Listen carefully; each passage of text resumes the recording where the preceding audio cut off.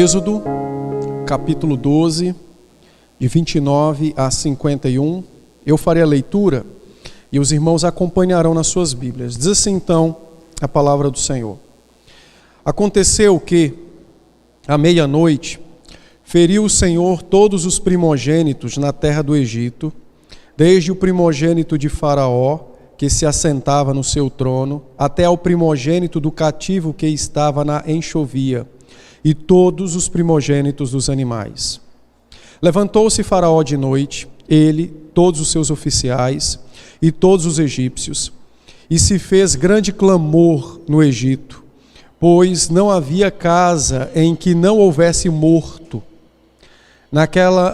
Então, naquela mesma noite, Faraó chamou a Moisés e a Arão e lhes disse: Levantai-vos, saí do meio do meu povo, todos vós tanto vós como os filhos de Israel, ide servir ao Senhor, como tens dito. Levai também convosco vossas ovelhas e vosso gado, como tendes dito, ide-vos embora e perdoai-me também a mim, os egípcios, e abençoai-me também a mim. Os egípcios apertavam com o povo, apressando-se em lançá-los fora da terra, pois diziam: todos morreremos.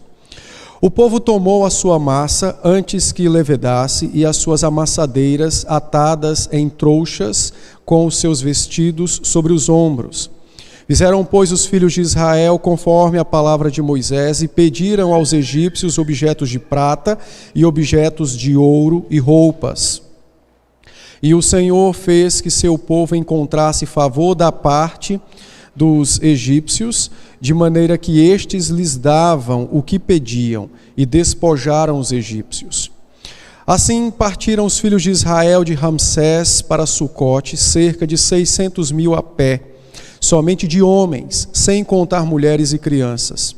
Subiu também com eles um misto de gente, ovelhas, gado, muitíssimos animais. E cozeram bolos asmos da massa que levaram do Egito, pois não se tinha levedado, porque foram lançados fora do Egito. Não puderam deter-se e não haviam preparado para si provisões. Ora, o tempo que os filhos de Israel habitaram no Egito foi de 430 anos. Aconteceu que, ao cabo dos 430 anos, nesse mesmo dia, todas as hostes do Senhor saíram da terra do Egito. Esta noite se observará ao Senhor, porque nela os tirou da terra do Egito. Esta é a noite do Senhor, que devem todos os filhos de Israel comemorar nas suas gerações. Disse mais o Senhor a Moisés e a Arão: esta é a ordenança da Páscoa. Nenhum estrangeiro comerá dela, porém todo escravo comprado por dinheiro, depois de o teres circuncidado, comerá dela. O estrangeiro e o assalariado não comerão dela. O cordeiro há de ser comido numa só casa. Da sua carne não levareis para fora da casa, nem lhe quebrareis osso nenhum. Toda a congregação de Israel o fará. Porém, se algum estrangeiro se hospedar contigo e quiser celebrar a Páscoa do Senhor, seja-lhe circuncidado todo macho, e então se achegará e a observará, e será como natural da terra. Mas nenhum incircunciso comerá dela. A mesma lei haja para o natural e para o forasteiro que peregrinar entre vós. Assim fizeram todos os filhos de Israel. Como o Senhor ordenara a Moisés e a Arão, assim fizeram. Naquele mesmo dia tirou o Senhor os filhos de Israel do Egito, segundo as suas turmas. Amém, pela palavra do Senhor. Vamos orar? Dê-nos tua graça, Senhor, nesse momento, para que possamos compreender aquilo que acabamos de ler. Dê-nos tua graça, Senhor, para que possamos aplicar nossos corações à tua palavra e para que o teu Espírito aplique a tua palavra aos nossos corações, a fim de que cresçamos em santidade, justiça e juízo para o louvor do teu nome. Dê-nos tua graça, falando-nos de tua parte, instruindo, advertindo, corrigindo, também consolando e encorajando, segundo a necessidade do teu povo e a tua boa mão. Ó Senhor, tem misericórdia então da tua igreja e abençoe-nos. Também dê-me tua graça de modo particular, para que as minhas fraquezas, pecados e falhas não sejam impedimentos para que o teu povo te ouça e ouça com atenção. Tenha misericórdia então de nós e fala-nos de tua parte. É a nossa súplica em Cristo Jesus, teu Filho, que oramos. Amém. Amém. Essa é a segunda parte, da exposição do capítulo 12. Eu comecei a expor esse capítulo domingo passado. E na ocasião eu disse aos irmãos que a praga dos primogênitos, ou a 10ª praga, ela se constituiu nesse fechamento do juízo divino sobre o pecado do povo, sobre o pecado da nação do Egito e sobre o pecado também de Israel.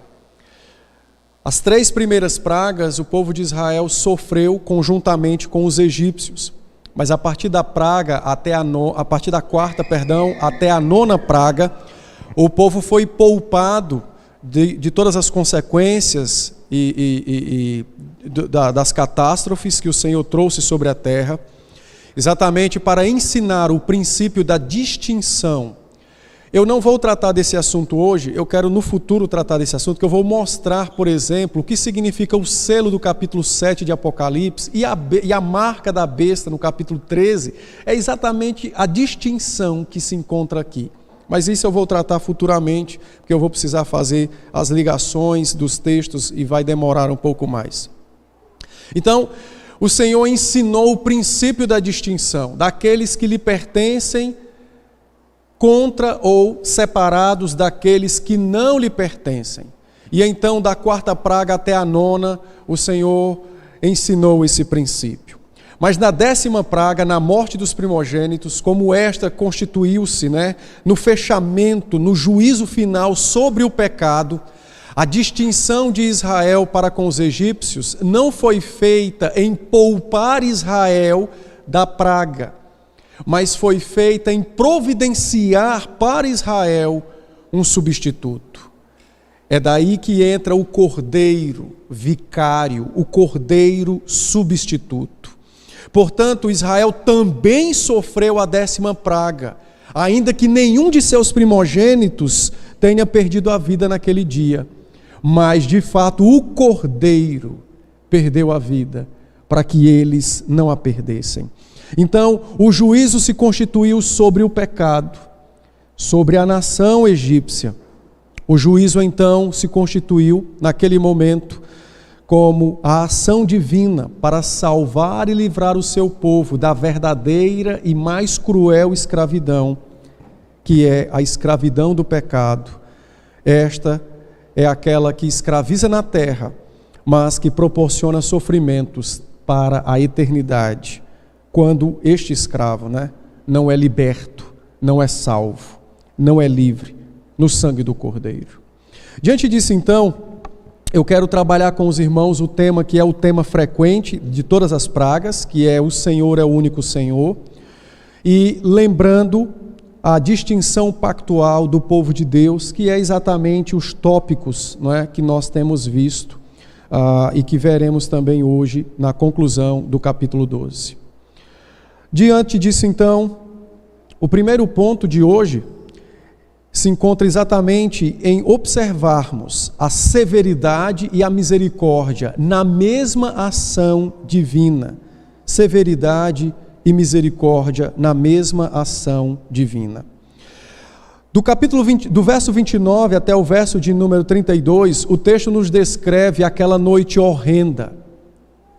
Aquela noite aonde, de fato, o destruidor visitou todas as casas daqueles que não possuía um cordeiro, um substituto.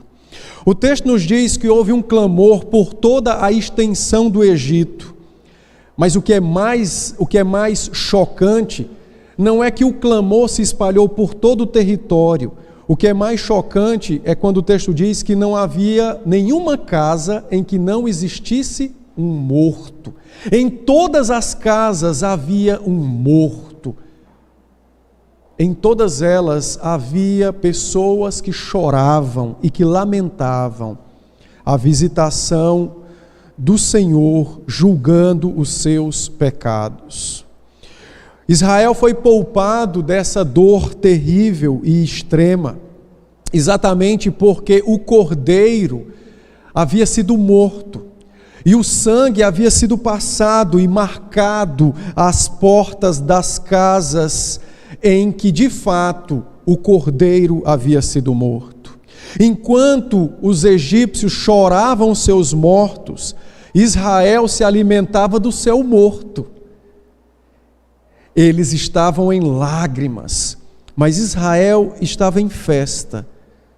Eles celebravam a sua salvação comendo a carne do seu morto. Lembram que eles tinham que comer? É interessante que esse princípio vai ser trazido para nós no Novo Testamento. Nós também, disse o Senhor Jesus no Evangelho de João, quem não comer da minha carne não tem vida. E quem não beber do meu sangue, este morre em seus pecados. É por isso que nós celebramos a ceia com frequência. E ela é meio de graça, porque ela nos recorda, dentro de um ambiente dramatizado do pão partido e do sangue distribuído nos cálices, ela nos recorda a noite da nossa salvação. Ela nos recorda esta ligação que há entre nós e nosso Salvador. Ele é o nosso morto. Nós nos alimentamos dele. E por isso, em sua morte temos vida, e como hoje lemos em Romanos, e em sua vida temos salvação. Naquela noite, então, a noite do terrível juízo, ira e pavor da parte de Deus para com os egípcios. Mas a misericórdia abrigava todo aquele que pela fé comia do cordeiro pascal. Ira e juízo sobre os que não tinham selo. É só olhar lá, Apocalipse 13, a marca. Quem é que adora a besta? Os que não têm o selo. Quem são estes que seguem o mundo? Os que não têm o selo. Que selo é este? O sangue do Cordeiro. O sangue do Cordeiro. O sangue do Cordeiro, o selo da misericórdia, trouxe abrigo em meio à destruição para o povo de Israel. E é o que acontece conosco. No dia de nossa morte, ao invés de nos apresentarmos diante do Deus vivo para julgamento, nos apresentaremos diante dele para a recepção, para recebermos o fruto da vitória de Cristo. Nossa vida eterna, nossa salvação. A misericórdia nos será por abrigo neste mundo e no mundo por vir. Mas a ira e o juízo divino visitará o coração de todo aquele que não tem um cordeiro, de todo aquele que não tem um substituto. Os egípcios sofreram na própria carne e na alma o que significa não ter um Cristo, não ter um Messias. Mas Israel celebrava com júbilo e alegria o que significa ter um Messias. Eles comiam enquanto outros lamentavam, choravam e estavam com o seu morto em seus braços. Israel celebrava e celebrava comendo, preparando-se para uma viagem gloriosa e santa que daria então para a terra prometida.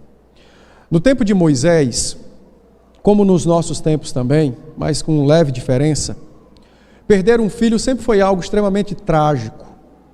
Mas perder o filho primogênito era algo mais trágico ainda. O primogênito tinha alguns privilégios naquela época. Ele era o responsável por dar prosseguimento ao nome da família. Ele era responsável, por exemplo, de, na ausência do patriarca, dar continuidade ao clã, à família, no sentido de autoridade. Ele era o cabeça que assumiria agora aquela responsabilidade. Ele recebia porção dobrada da herança exatamente para a continuidade dos interesses da família.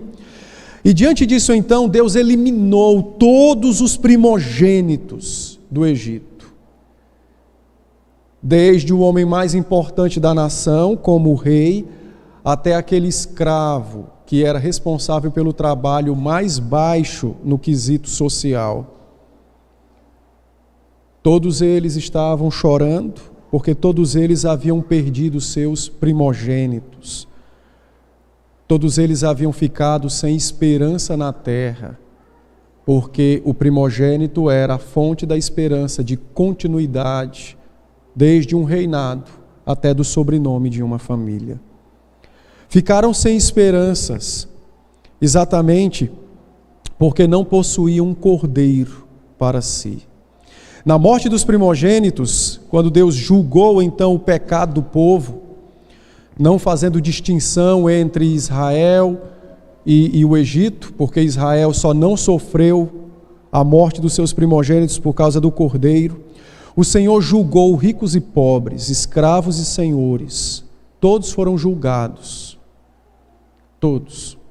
E assim como todos partilharam da mesma sentença, em Israel todos partilharam da mesma graça. Não importava se era o patriarca ou a criança recém-nascida. Todos partilharam da mesma graça. É por isso que a Escritura não cansa de se dizer: Deus não faz acepção de pessoas, porque o seu juízo é justo e reto. Uns choravam e experimentavam na carne a dor da ira do Senhor contra o pecado. Outros, então, não choravam, mas cantavam e experimentavam, não em sua própria carne, mas pela carne do Cordeiro, o que significa livramento, o que significa salvação. Quando nós aplicamos esta verdade à nossa vida e à igreja dos nossos dias, nós devemos nos perguntar, não é? Fazendo essa aplicação para a nossa vida. De que maneira, qual é o nosso modo de se relacionar com o Senhor, não é? E veja, eu estou falando aos crentes, não é aos descrentes. Eu falo aos crentes. Muitos crentes têm copiado o modelo egípcio de vida, o modelo de se abrigar debaixo, né, sob a sombra de alguma coisa boa, moral. Muitos têm se abrigado sob a benesse de ter uma boa família. Mas entendam, estas coisas, elas não têm nenhuma validade diante do juízo de Deus. Muitos têm vivido como Faraó, por exemplo, não crendo que Deus julgará o mundo e, portanto, eles adiam o arrependimento de seus pecados e a confissão de Cristo como seu Salvador. Eles se abrigam não na misericórdia divina, mas em alguma coisa que fazem e não no Cordeiro que fez. E porque se abrigam em coisas fúteis e passageiras deste mundo, no dia do juízo se verão sem nenhuma misericórdia e sem nenhuma graça, e sofrerão o que significa ira e juízo de Deus contra o pecado.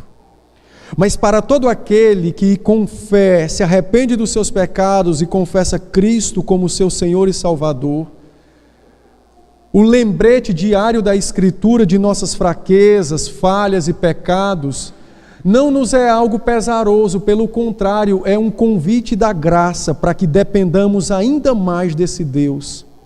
É como se Deus constantemente estivesse edificando esta casa chamada Abrigo da Misericórdia, dizendo: a tal parede ainda não está pronta, tal telhado precisa ser puxado um pouco mais.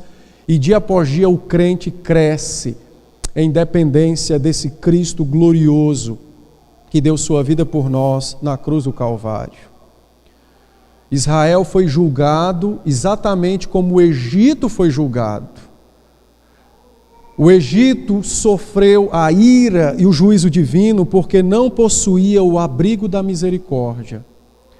Israel foi julgado, mas foi poupado da morte, não porque possuísse qualidades melhores do que as egípcias, mas sim porque possuíam um cordeiro, um substituto.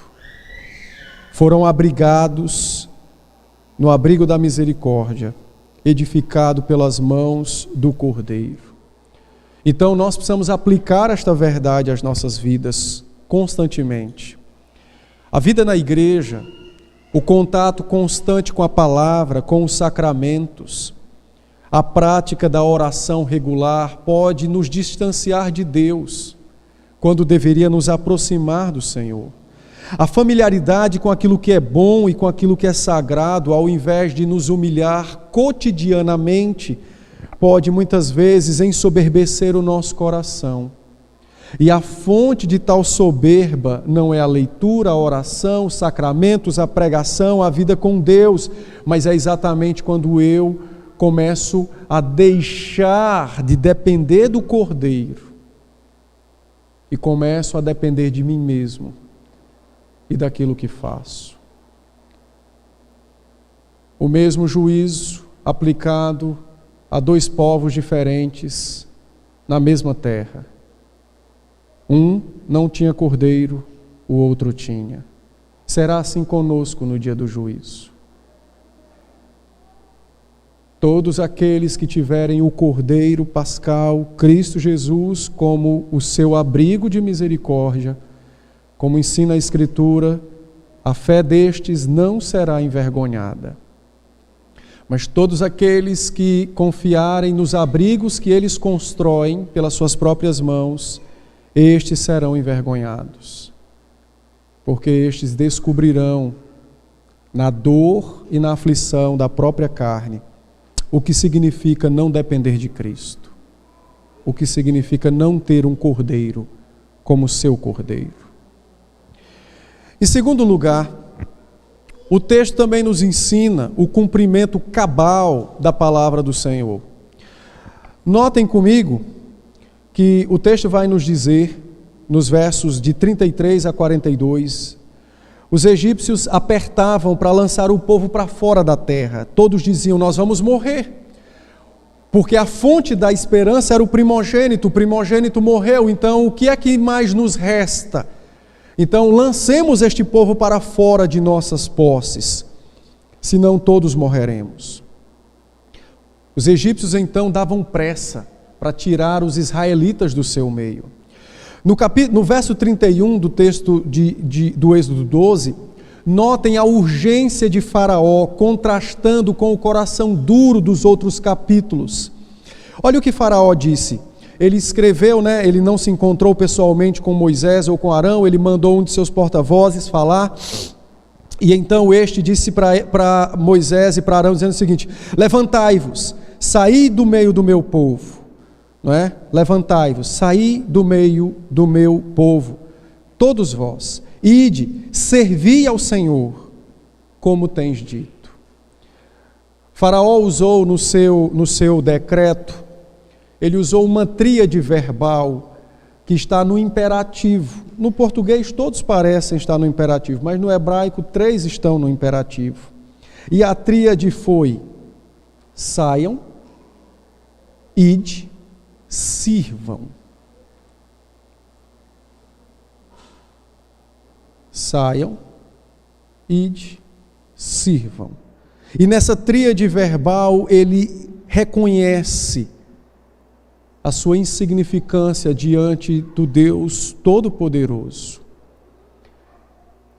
A sua súplica para que o povo deixasse a sua terra é o reconhecimento da sua pecaminosidade e do juízo advindo da parte do Senhor sobre eles.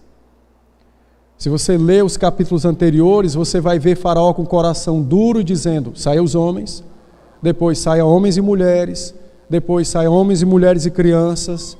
Não, eu não vou deixar ninguém sair. Mas agora há uma súplica enfática: por favor, abandonem esta terra. O Senhor havia dito a Moisés e a Arão, no capítulo 11, que quando o Senhor julgasse o pecado egípcio, eles os expulsariam dada a pressa para se livrarem de Israel. E o Senhor então cumpriu a sua palavra. Mas há um detalhe interessante nessa colocação de Faraó, quando você observa que agora Israel diz: não, peraí, eu não posso sair dessa forma. Há um contraste que é feito aqui. Os egípcios têm pressa de lançá-los para fora, mas agora Israel precisa lembrar de uma palavra que Deus havia dito anteriormente. Não poderiam se esquecer dela. Olha os versos 35 e 36. Então fizeram, pois, os filhos de Israel conforme a palavra de Moisés e pediram aos egípcios objeto de prata, objetos de ouro e roupas. E o Senhor lhes deu favor naquele momento. Os egípcios querem lançá-los fora e Israel agora diz: não, peraí, eu não posso sair assim. Eu preciso que você me dê coisas, eu preciso que você me muna com coisas. Eu quero objetos de prata, eu quero objetos de ouro e eu quero roupas, porque isto foi determinado pelo Senhor. E então, conforme o verso 36 afirma, e Israel despojou como um exército vitorioso os egípcios. Se o povo saísse sem fazer isso, seria um sinal de incredulidade e de não dependência da parte do Senhor. Por um lado, você tem uma nação que quer expulsar outra, e do outro você tem uma nação dizendo a que quer expulsar. Não, eu só posso sair quando me deres coisas. Quando Israel obedeceu à ordem do Senhor, não olhando para a sua liberdade física apenas, Israel estava proclamando, assim como Deus estava também proclamando, fazendo com que eles encontrassem favor diante dos egípcios, uma coisinha chamada fidelidade divina no cumprimento da sua palavra. Israel estava conhecendo de perto o Deus que cumpre palavra, o Deus que é fiel às suas promessas. E é interessante, irmãos, porque este princípio da fidelidade no cumprimento da palavra será esquecido todas as vezes que Israel se encontrar em dificuldade. Se você ler o livro do Êxodo, o livro de Levíticos e Números, você vai perceber que em todas as vezes que Israel murmurou, foi porque eles duvidaram da fidelidade do Senhor para cumprir a sua palavra. E então Moisés tinha que anunciar ao povo essa fidelidade por meio da palavra do Senhor.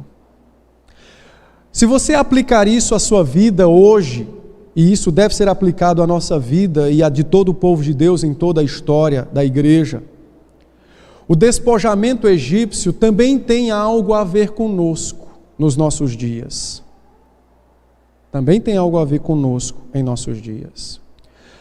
A Bíblia nos ensina, e como eu já tratei anteriormente nos capítulos que já passaram, nós vimos que o maior êxodo foi exatamente aquele que ocorreu no Evangelho, quando o Senhor libertou homens e mulheres, não de um povo, de uma etnia ou de uma raça, mas de todas as nações do mundo e de todas as épocas.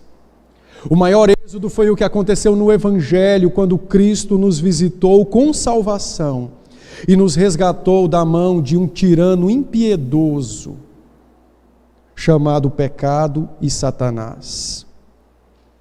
E da mesma forma que o povo de Israel teve que pedir coisas e recebeu coisas dos egípcios no dia da sua libertação ou na noite da sua libertação, o mesmo acontece conosco. O apóstolo Paulo, escrevendo aos Efésios, no capítulo 4 da sua carta, nos versos de 7 a 10, Paulo vai nos dizer que esta mesma verdade também é verdade para nós. Paulo diz, Efésios 4, 7 a 10, ele diz: e a graça foi concedida a cada um de nós segundo a proporção do dom de Cristo. Por isso diz, quando ele subiu às alturas, levou cativo o cativeiro e concedeu dons aos homens.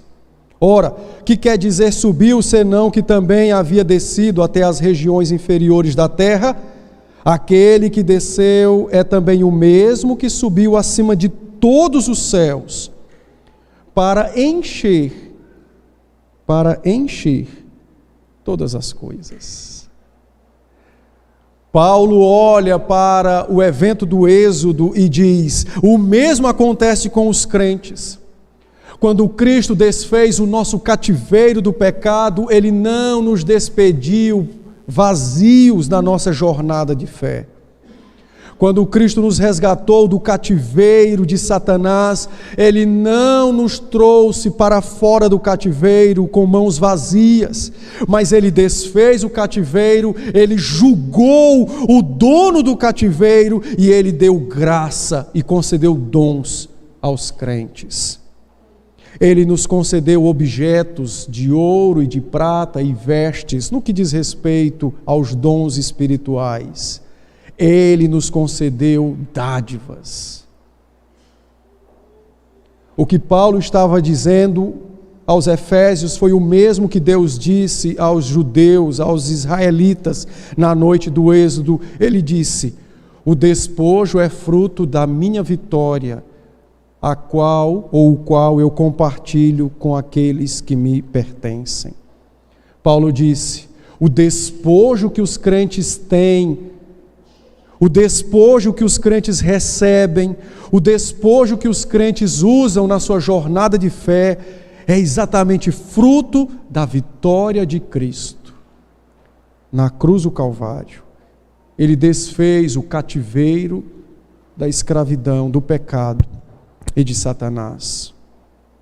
Cristo, então, é exaltado ao desfazer o cativeiro e exalta o seu povo ao lhe conceder bens, dádivas, dons.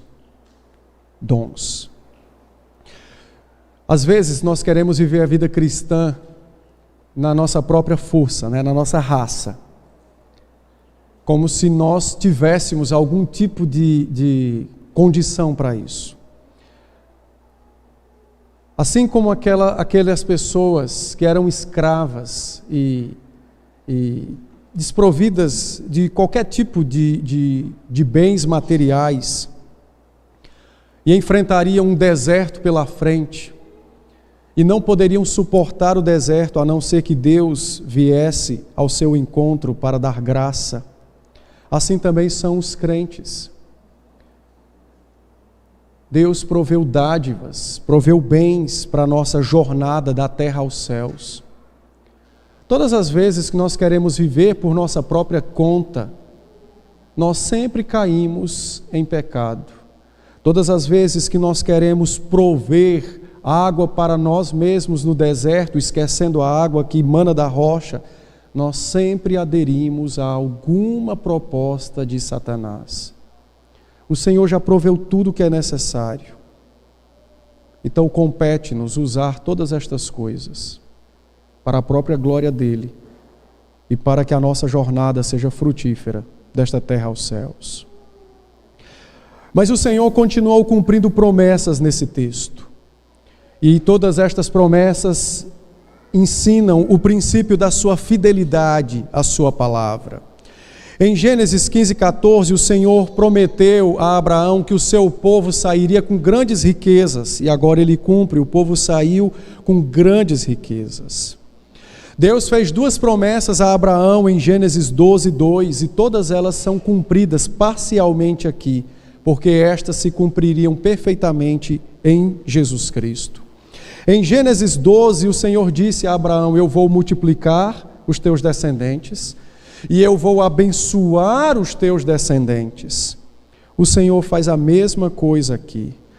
A Bíblia nos diz que Israel entrou no Egito com 70 pessoas. 430 anos depois, eram 600.000 homens que saíam daquela terra.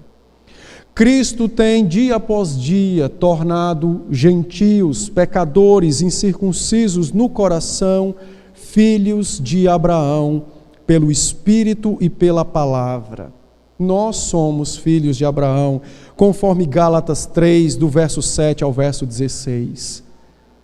Mas nenhum de nós é judeu.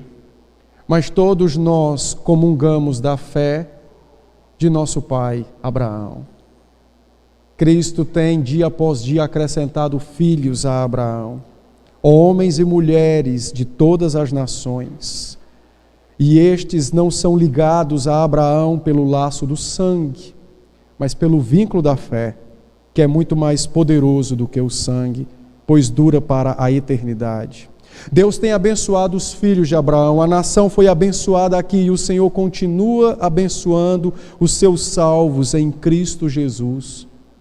É só ler Gálatas capítulo 3 e nós perceberemos essa obra gloriosa, salvadora e abençoadora de Cristo em nossas vidas, continuamente. Deus estava ensinando o princípio da fidelidade à sua palavra. Ele é fiel à sua palavra.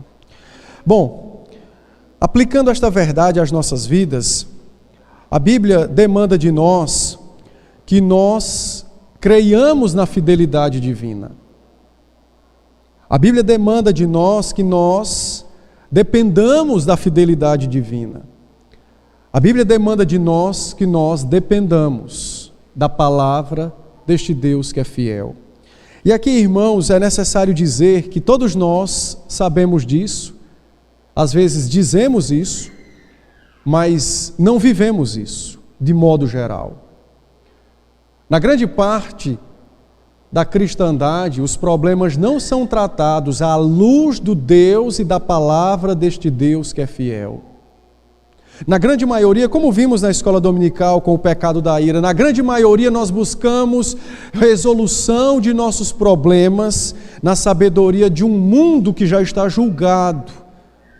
Porque no fundo nós desconfiamos da palavra e deste Deus que é fiel à sua palavra. E assim como Israel fraquejou no deserto por desconfiar da palavra e da fidelidade do Deus da palavra, é possível que nós muitas vezes fraquejemos também na vida cristã. E a razão não é outra, é exatamente a desconfiança que repousa no nosso coração para com o Deus da palavra e para com a palavra do Senhor. Portanto, assim como foi naqueles dias, assim também deve ser hoje para conosco também. Não descuidemos de manter um coração que crê na fidelidade do Senhor. Vigiemos as portas, os portões de nossas almas. Vigiemos os portões de nosso coração, para que não sejamos achados louvando o Deus do qual desconfiamos de seu cuidado e de sua palavra.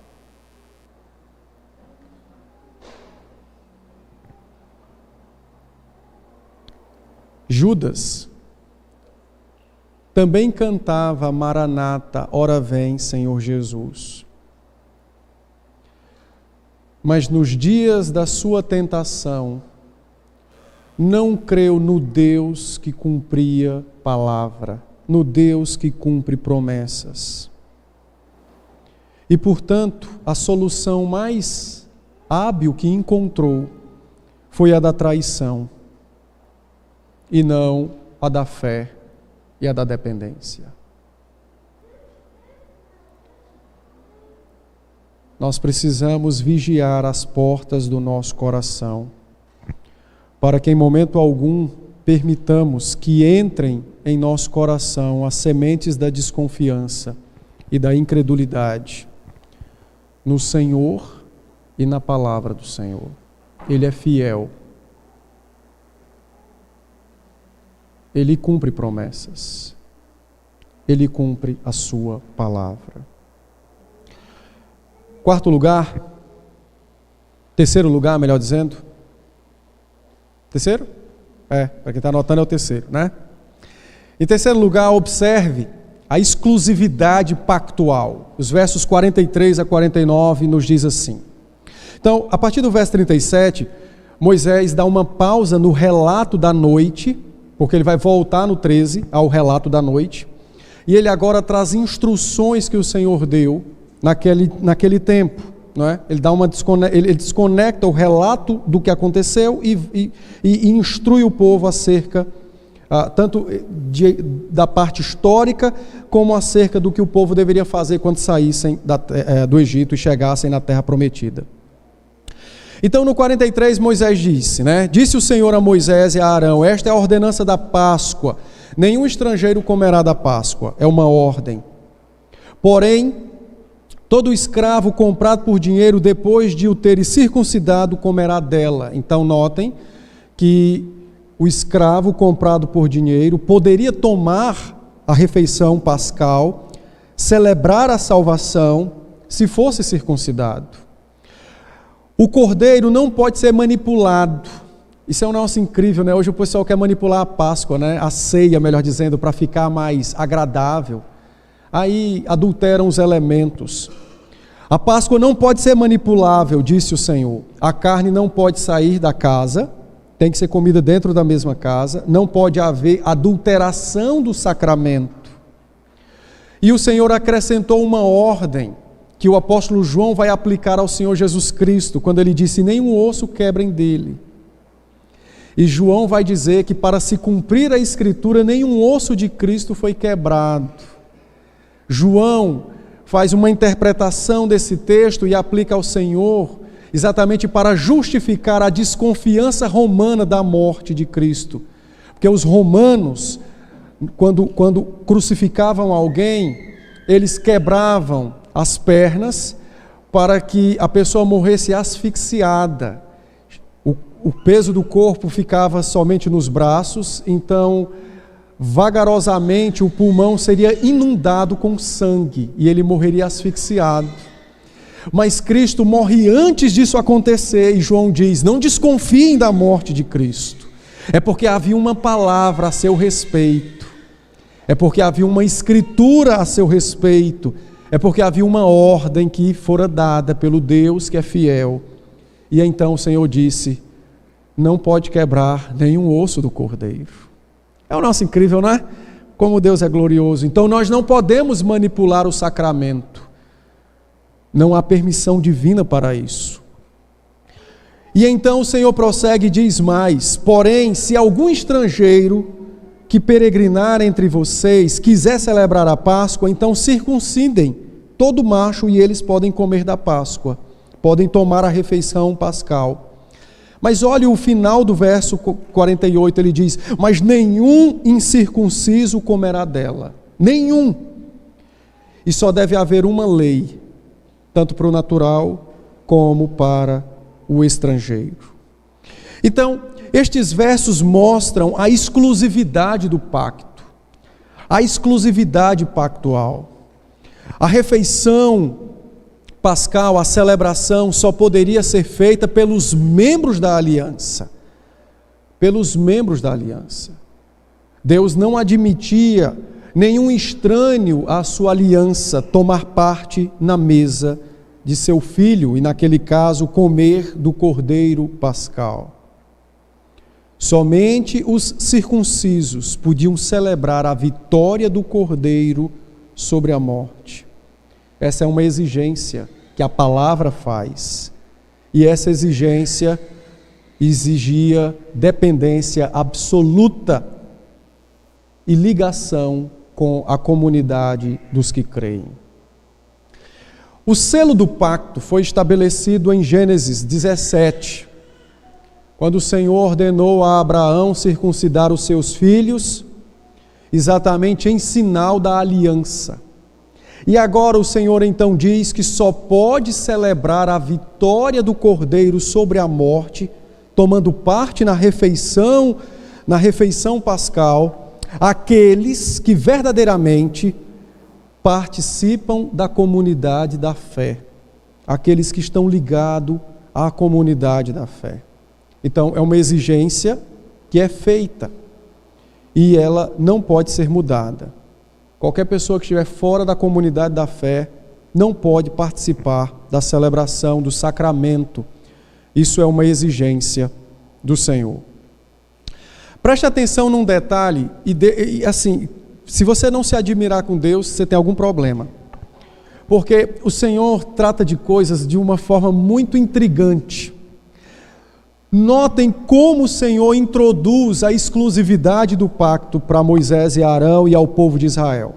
No verso 43 ele diz: nenhum estrangeiro vai comer dela. Depois ele diz, no verso 44, o escravo, se for circuncidado, comerá dela. No 45 ele diz: o estrangeiro e o assalariado, pessoas que poderiam estar na terra, né, que não fossem nativos de Israel por causa de trabalho, eles não vão comer dela. No 47, no 48 ele diz: mas se o estrangeiro quiser comer, seja circuncidado. Então assim, veja como Deus sabiamente introduz a exclusividade do sacramento, a exclusividade pactual. Deus está ensinando o seu povo que não tem nada a ver com o status social. Não interessa se é um escravo ou se é um senhor de escravos. Também não interessa se esse indivíduo é da etnia A ou da etnia B. Deus estava ensinando a Israel aquilo que o apóstolo Pedro teve dificuldades no Novo Testamento. Deus estava ensinando que a permissão para o sacramento é o sinal da aliança. É estar unido à comunidade da fé. Então Deus está dizendo, não depende da questão do status, ou muito menos de etnia ou de raça. O que de fato é exigido é o sinal da aliança. É o sinal da aliança, a circuncisão. E essa mesma exigência continua vigorando nos nossos dias. Ninguém pode tomar assento à mesa do Cordeiro sem que pertença à comunidade da fé. É por isso que quando uma pessoa é disciplinada na igreja e ele está então num período probatório para se verificar arrependimento, ele então é afastado da comunhão, ou seja, ele é retirado do rol dos que vão comer da refeição, da celebração da salvação. Então ele é afastado. É a sua punição. E quando um crente, ele não tem temor diante de Deus e trata a mesa com desdenho, ele está exatamente se colocando como um inimigo da cruz. A ceia, assim como a Páscoa, são coisas de altíssima seriedade. Ninguém pode chegar à mesa sem que pertença à comunidade da fé, sem que possua o selo pactual. Sem que possua o selo pactual. É necessário pertencer à comunidade da fé. Caso contrário, ele não pode tomar a ceia. Algumas igrejas ignoram esta ordem. Qualquer pessoa que está na igreja diz, eu creio em Cristo, então recebe. Não, senhor.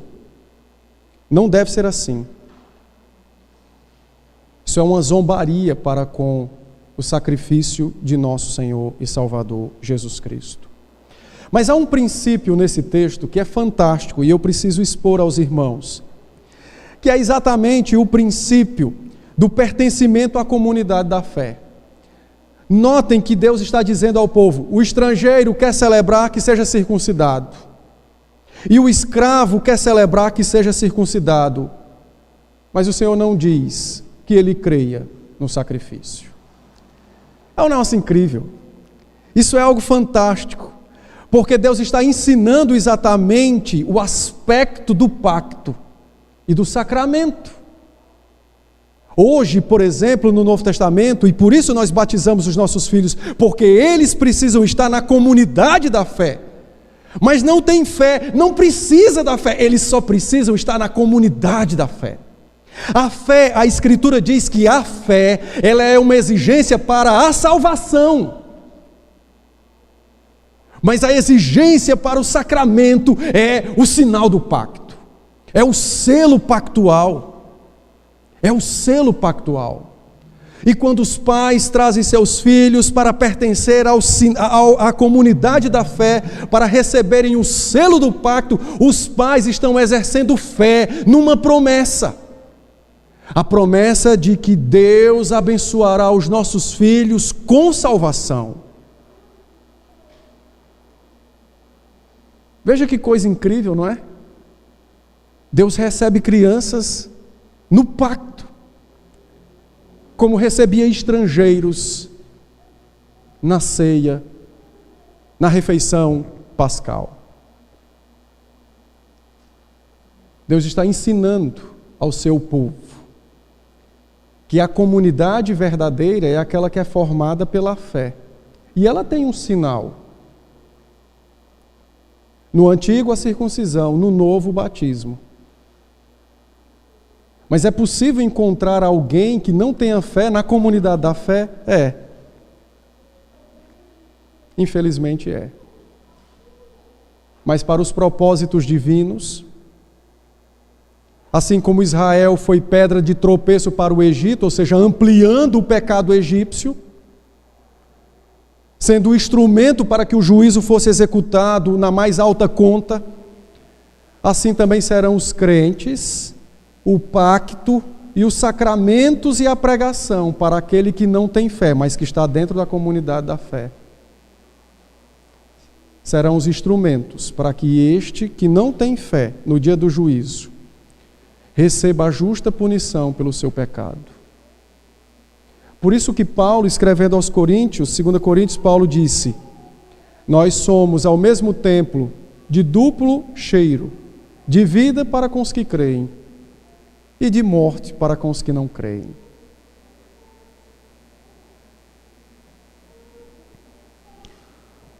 O sacramento, a exclusividade do sacramento, a exclusividade pactual, de ter o selo do pacto, é a exigência para tomar assento hoje à mesa do Senhor. É a exclusividade para tomar assento à mesa do Senhor.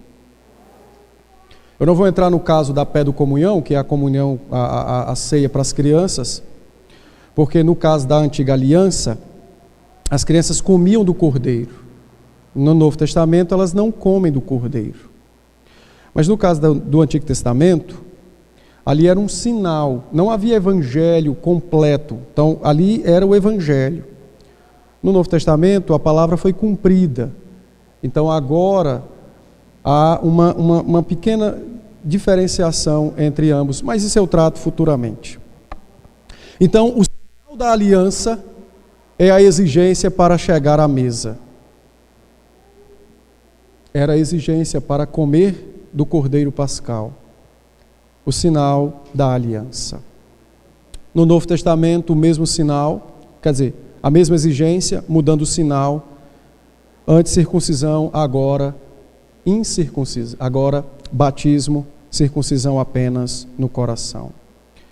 Então, por que trazemos nossos filhos para serem batizados se não têm fé?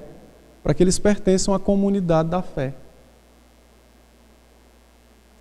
E quando grande, professando fé no Cristo bendito, então eles agora tomarão assento à mesa do Cordeiro, que já lhe é própria, é propriedade deles, é bênção que foi garantida a eles.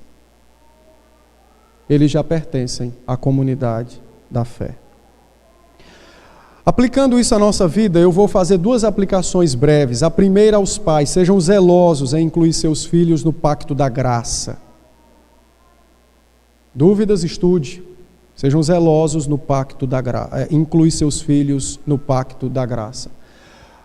Pastor, mas não precisa ter fé para ser batizado? Não, precisa confessar Cristo para ser batizado. Essa é a ordem bíblica. A exigência é essa. A fé salvífica é outra coisa. Precisa confessar Cristo e a verdadeira religião para ser batizado. E isso pressupõe fé. Mas eu não sei se aquele indivíduo tem fé verdadeira para a salvação. Ele só é alguém que fala. No caso dos nossos filhos, a fé que é exigida para batizá-los é a fé dos seus pais, para incluí-los no pacto. Eles creem no pacto.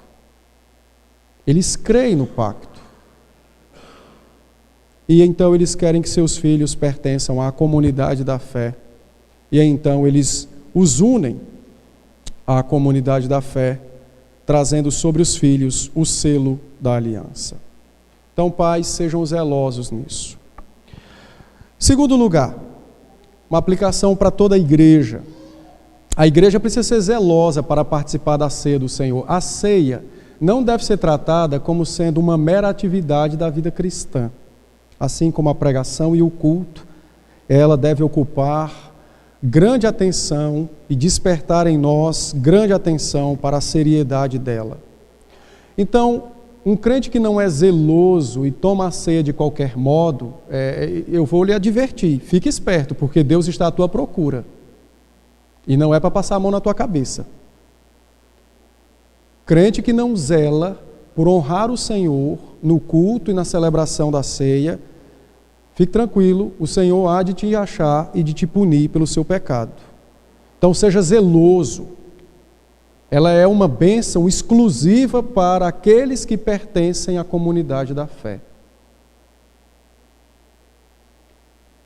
Então vigiemos, nos preparemos diariamente, semanalmente, até chegar aquele momento glorioso da ceia do Senhor. Os incrédulos não podem tomar parte na ceia, nem aqueles que vivem vidas escandalosas.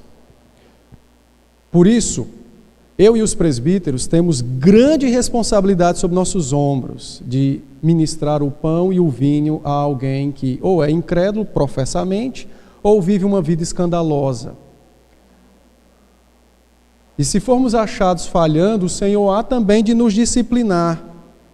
Portanto, essa é uma aplicação que pesa a cada um de nós, presbíteros desta igreja, a vigilância para com aqueles que recebem o sacramento. Chegou alguém novo na igreja, pastor, e tal, e alguém novo assim, um visitante e tal. Ele pode tomar a ceia? Depende. No culto de ceia, quando tivermos a ceia no culto, e essa é uma instrução que eu quero dar aos irmãos, qualquer visitante que apareça entre nós, ele deve ser bombardeado com perguntas sábias. Eu sou crente, é mesmo? Você congrega onde? Eu congrego na igreja Cuspe Ungido. É mesmo? Eu não conheço essa igreja. Eles creem em quê? E você vai examinar. Você vai fazer o seu trabalho como membro da comunidade da fé para verificar se aquele indivíduo é verdadeiramente crente ou se é um impostor. Tanto eu, quanto os presbíteros, como todos os membros devem fazer isso. Porque aí na hora da ceia, nós podemos dizer aos presbíteros, olha, fulano é bom desconfiar dele. Pastor, mas isso é feio desconfiar? Não, minha filha, não. Em se tratando da ceia, feio é dar ela a qualquer um. Eu preciso saber o que o outro crê, se é que crê. Então, os irmãos precisam nos ajudar e ficar atentos a isso. Mas digamos que chegue alguém que é membro da igreja cicrana de tal, e eu e os presbíteros não conheçamos, mas você conhece, e esse indivíduo tem uma vida imunda, ele é um mau testemunho, é um incrédulo travestido de crente, e você vê o presbítero entregando o elemento e não vai fazer nada? Vai deixar que a mesa do teu Redentor seja ultrajada, o pão e o vinho sejam tomados por um imundo? Não, você não vai deixar fazer isso. Vai ser falta de educação. Olhe, no que diz respeito ao culto, a educação, quem manda é a Escritura. Vai chegar no presbítero, esse é um imundo. Não precisa dizer alto, é só dizer no ouvido. Esse é um adúltero.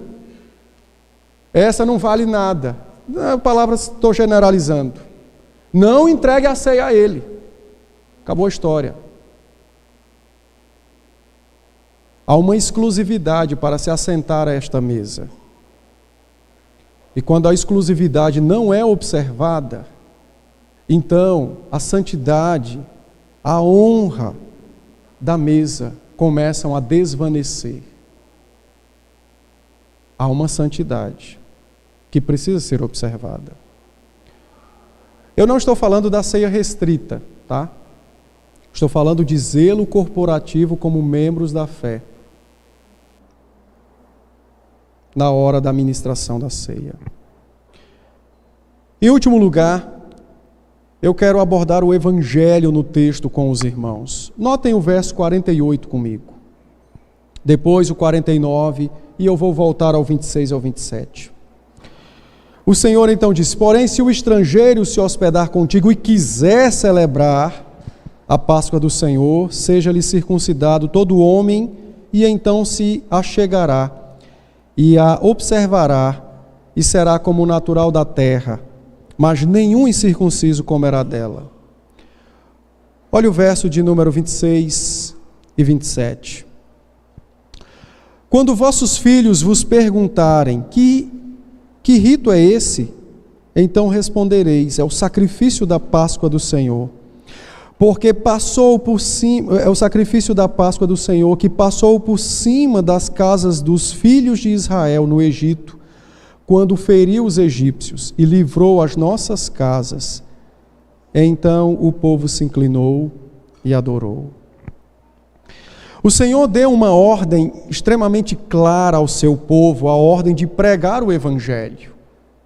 Aqui está o Evangelho.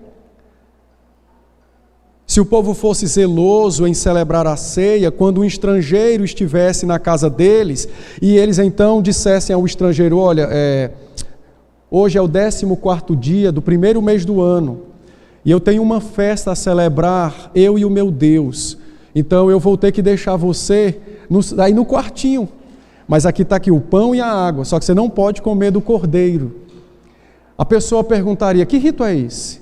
E então ele anunciaria o Evangelho. Nós fomos escravos, você não sabia?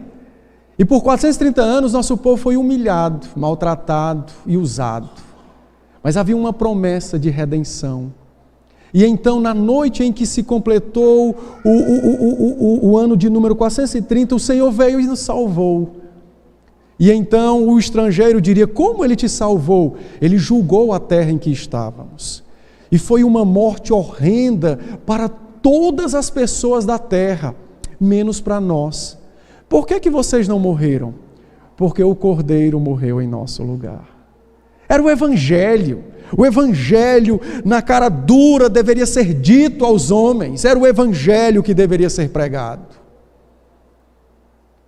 As crianças pequenininhas talvez não percebessem, mas as maiorzinhas, à medida que elas iam convivendo aqueles 5 dias com o Cordeiro, a cada ano, elas diziam: papai, por que vamos matar o meu amiguinho? E ele dizia: é o teu Salvador. E no outro ano, é o teu Salvador. E ano após ano o Evangelho era anunciado. Esse é o teu Salvador. E por isso o Senhor disse: todo aquele que quiser tomar parte neste sacramento, não vede ele este sacramento, mas traga o sinal sobre ele. É o Evangelho, é o Evangelho, é o Evangelho. As crianças ouviam dia após dia, ano após ano o Evangelho. Os estrangeiros ouviam o Evangelho através da dramatização da morte do Cordeiro e da refeição do Cordeiro Pascal. Era o Evangelho, era o Evangelho. Dia após dia, o Evangelho sendo anunciado. A ordem do Senhor de pregar o Evangelho aos nossos filhos e aos estrangeiros, ela foi cumprida, e ela na verdade tem sido cumprida ano após ano de forma completa, na pessoa de Cristo. O Senhor Jesus, quando estava na véspera de subir aos céus, disse em Mateus 28, agora saiam pelas nações, pelo mundo, ensinem o que vos tenho dito, e todo aquele que crê, vocês então o batizem em nome de meu Pai, em meu nome e em nome do Espírito. O Senhor agora comissionou a igreja para ensinar o Evangelho, não apenas uma vez por ano, como era no Antigo Testamento, na dramatização da Páscoa, mas agora diariamente, cotidianamente, falando, instruindo as pessoas, mostrando a elas que qualquer estrangeiro que ouvir o Evangelho, crê, ele vai ser unido à comunidade da fé e vai tomar do sacramento. O Senhor então nos enviou a cumprir essa palavra, a cumprir esta ordem pactual, e portanto nós fazemos isso, ou devemos fazer isso, até o último dia de nossa vida sobre a terra. Mas vejam, meus irmãos, como Satanás é sagaz. E ele trabalha contra o Evangelho. Hoje, por causa dos muitos afazeres, quando nós pensamos em pregar o Evangelho em missões, nossa mente é arrebatada para missionários e evangelistas em lugares longínquos.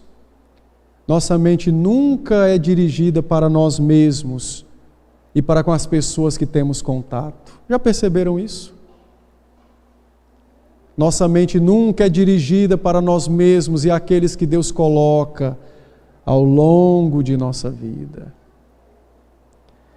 Nós precisamos pregar o Evangelho a todo aquele que estiver como um hóspede, ou seja, bem próximo de nós, como os que estão longe também.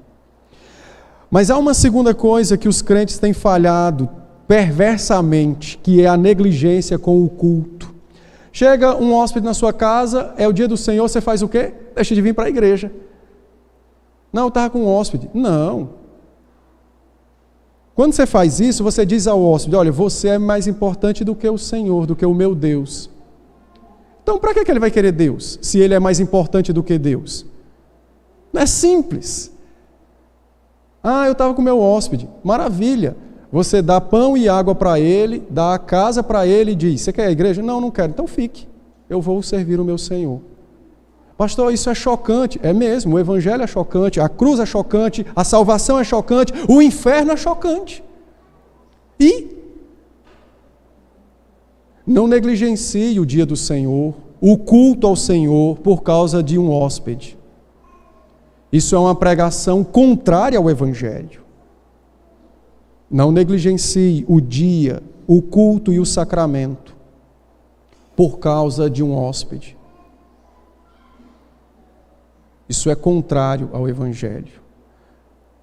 É o meu pai, eu já deixei meu pai em casa e fui para a igreja antes de ser pastor. Problema, quando eu voltar ele vai estar lá. E se morrer? Acabou, se eu estivesse lá não ia fazer nada.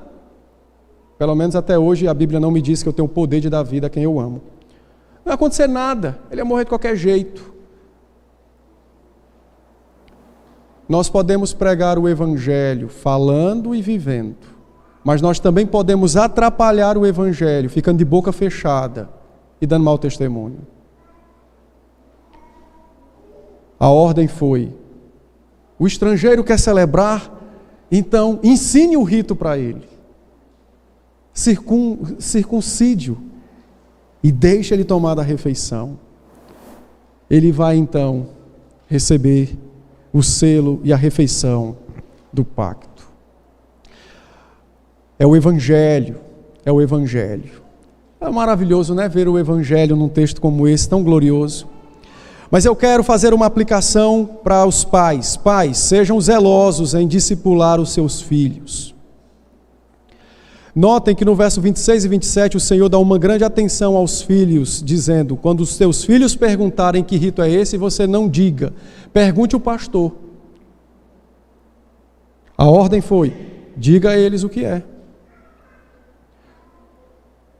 Nós pais precisamos lembrar que um dos grandes inimigos dentro da nossa casa é exatamente a nossa negligência no cumprimento de nossos deveres. E um dos deveres da fé é a discipulação, o discipular dos nossos filhos. Discipule os seus filhos. Ensine-os o caminho da salvação.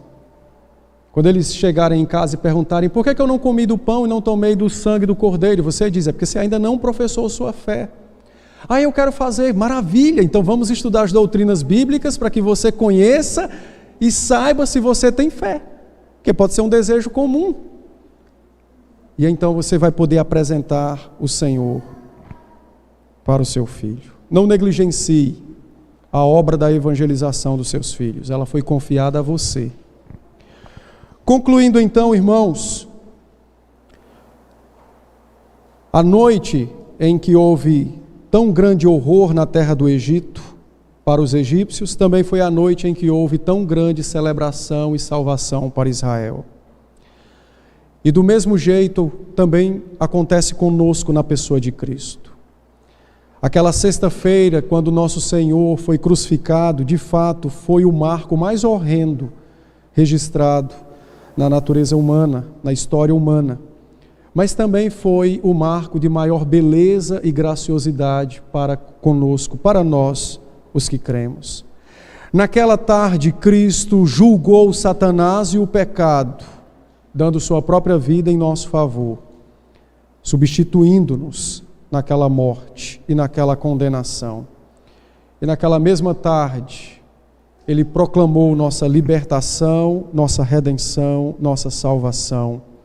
Verdadeiramente somos livres em Cristo Jesus. Naquela tarde, Cristo passou por cima das nossas casas, quando nós ainda nem existíamos ainda. Mas por que Ele já não nos matou? Porque havia o sangue do seu Filho, o sangue do Cordeiro, marcava os umbrais da nossa alma, marcava os umbrais do nosso coração. Portanto, celebremos o Senhor continuamente, dia após dia. Ele é o rochedo da nossa salvação, o nosso Cordeiro substituto. Amém?